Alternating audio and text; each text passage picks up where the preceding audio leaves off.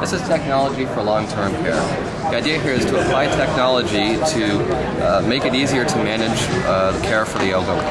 The way that we do that is through placing sensors in the elderly person's home. We have RFID tags of various types that we place on certain objects in the home, and we have these which are wireless shake sensors, which count the number of shakes.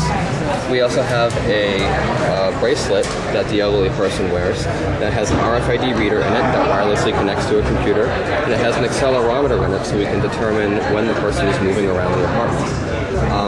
We take all this information and we feed it into machine learning algorithms on the computer, and the computer is able to determine if they're performing their what they call activities of daily living, or ADLs, correctly. We show that information on a monitor here, and here on the monitor you can see that when a person may have made meals for themselves and at what time that happened.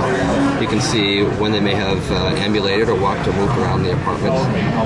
You can see whether they've done their morning or evening personal care, and whether or not they've taken their vitamin for the day. We also keep a 5-day running trend of these particular activities, and you can see how that person's been doing and performing those activities over that period of time. We also have a web page that allows you to get a 100-day history so you can see larger trends, and also be able to view this information anywhere on the internet. The system works like this. The person would pick up a particular object, and the object to be registered by the system. Say pick up a bowl, we could pick up the milk, for instance, and pick up the cereal, and the system would, after about 30 seconds, infer that you're making a meal.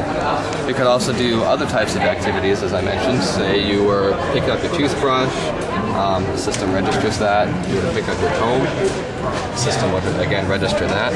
You were to pick up your hairbrush and your hairspray.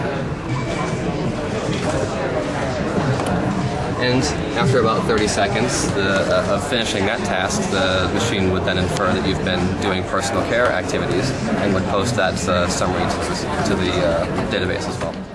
This technology is actually, we're working with many external partners on this. We're working with the Veterans Administration, Providence, Elder Health Northwest, and Swedish in the Seattle, Washington area, and also with the University of Washington, and also with the Digital Health Group within Intel.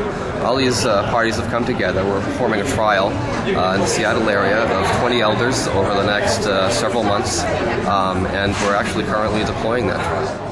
The pilot will last probably about 3 months for each person, and during that time we expect to gather some data as to how well the system works in the real world and use that to improve the system.